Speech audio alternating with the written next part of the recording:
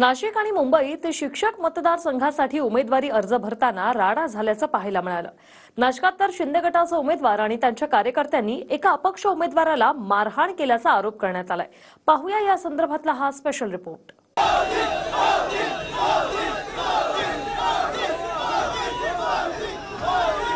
लोकसभेच्या निकालानंतर राज्यातलं राजकीय वातावरण काहीसं थंडावलं होतं। मात्र विधान परिषदेच्या निवडणुकांमध्ये विरोधक आणि सत्ताधारी आमने-सामने आल्यामुळे पुन्हा एकदा राज्यातलं राजकीय वातावरण चांगलंच तापलंय। मुंबईमध्ये पदवीधर आणि शिक्षक मतदारसंघातून उमेदवारी अर्ज भरताना भाजप आणि ठाकरे गटाचे कार्यकर्ते आमने-सामने आले होते, तर तिकडे नाशिकमध्ये देखील शिंदे आणि ठाकरे गटाने समोरासमोर येत जोरदार घोषणाबाजी केली।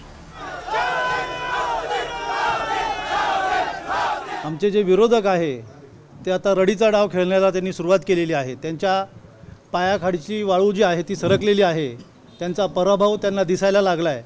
माझ्याच नावाचे 2 उमेदवार त्यांनी उभे केलेले दिसत आहेत, परंतु तरीसुद्धा 2.25 लाखाच्या फरकाने बगरे सर निवडून आलेले आहेत आणि आता माझ्या बाबतीत सुद्धा हेच घडलेलं आहे। उमेदवारी अर्ज भरण्यावेळी झालेल्या राड्यानंतर नाशिकमध्ये पुन्हा एकदा राडा झालेला पाहायला मिळाला। नाशिकमध्ये शिक्षक मतदारसंघातून किशोर दराडे नावाच्या 2 व्यक्तींनी आपला उमेदवारी अर्ज भरला। यामध्ये एक शिंदे गटाचे अधिकृत उमेदवार किशोर दराडे होते, तर एक अपक्ष उमेदवार किशोर दराडे होते। दरम्यान अपक्ष किशोर दराडे नावाच्या उमेदवाराला शिंदे गटाच्या किशोर दराडे आणि त्यांच्या समर्थकांकडून मारहाण झाल्याचा आरोप करण्यात आलाय। विक्रम, आ तो गए, जाओगे कैसे? बड़े आराम से। ये देश हेलो, मैं आ रहा हूँ और हाँ, भगा कर ले जाऊंगा। सिक्योरिटी! भैया, भाग गए, पकड़ो उनको। हेलो, बोला था ना, भगा कर ले जाऊंगा। विक्रम! एक हिंट तो देते? हिंट? बड़े आराम से। नाशिक शिक्षक मतदारसंघातून राष्ट्रवादीकडून ॲडव्होकेट महेंद्र भावसार, शिवसेना शिंदे गटाकडून किशोर दराडे आणि ठाकरे गटाकडून संदीप गुळवे निवडणुकीच्या मैदानात आहेत।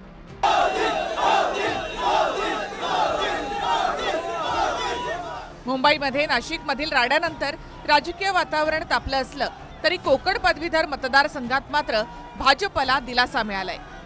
कोकण पदवीधर मतदारसंघातून मनसेकडून अभिजित पानसे उमेदवारी लढवणार नाहीत असं नितीन सरदेसाई यांनी स्पष्ट केलं।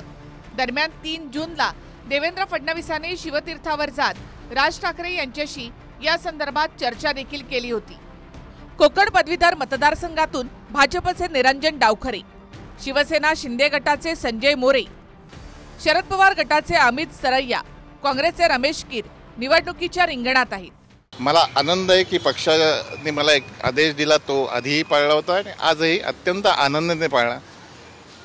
परंतु किंतु काहीही माझ्या मनात नसतं। राजसाहेबांनी उडी मारायला सांगितले की उडी मारणार, त्यामुळे आज मी आज फॉर्म भरायला जाणार होतो। तर पदवीधरमधून महाराष्ट्र नवनिर्माण सेनेने आज फॉर्म भरायचा नाही, माननीय देवेंद्र फडणवीसजी यांनी केलेल्या विनंतीला सन्माननीय साहेबांनी मान दिलेला आहे आणि आम्ही त्यामुळे फॉर्म भरायला गेलो नाही। देवेंद्रजींनी स्वतः येऊन जी विनंती केली त्या विनंतीला मान देऊन राजसाहेबांनी आज असा निर्णय घेतलेला आहे की ते आमचे अभिजित पानसे हे या निवडणुकीचा अर्ज भरणार नाहीत। मी या इकडे खरं तर आज मी अर्ज भरतोय म्हणून राजसाहेबांचा आशीर्वाद घ्यायला आलो होतो आणि साहेबांचा आशीर्वाद घेऊन आता अर्ज भरायला चाललो। त्यांचं सहकार्य मागितलं, मी त्यांचा आशीर्वाद मागितला आणि आशीर्वाद घेऊनच चाललोय। प्रत्येक निवडणूक ही त्यांची एक थिअरी असते आणि त्याच्यामुळे निश्चितपणे महायुती एकत्र असणं हे गरजेचंच आहे आणि त्याच्यामुळे महायुती एकत्र राहील असाही मला विश्वास आहे। तर मुंबई पदवीधर आणि शिक्षक मतदारसंघात कोण निवडणुकीच्या रिंगणामध्ये उतरले आहेत ते आपण पाहूया। अजित पवार गटाकडून शिवाजी नलावडे, ठाकरे गट ज मो अभ्यंकर, शिवसेना शिंदे गटाकडून शिवाजी शेडगे, तर भाजपकडून शिवनाथ दराडे यांना उमेदवारी देण्यात आली। मुंबई पदवीधर मतदारसंघातून ठाकरे गटाकडून अनिल परब, भाजपकडून किरण शेलार, शिवसेना शिंदे गटाकडून दीपक सावंत यांना उमेदवारी देण्यात आली आहे। विक्रम, आ तो गए, जाओगे कैसे? बड़े आराम से।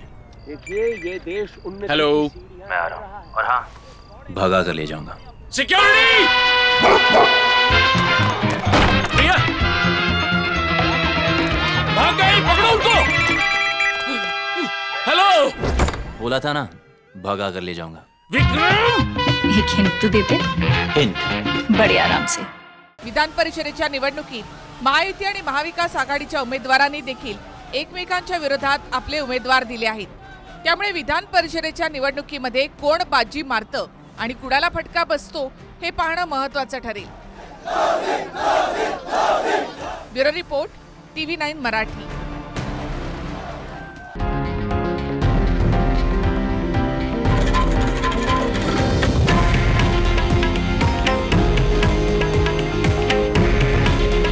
हे आहे देशातील नंबर 1 न्यूज नेटवर्क आणि आपण पाहत आहात TV9 मराठी. काळजी तुमची, हित महाराष्ट्राचं.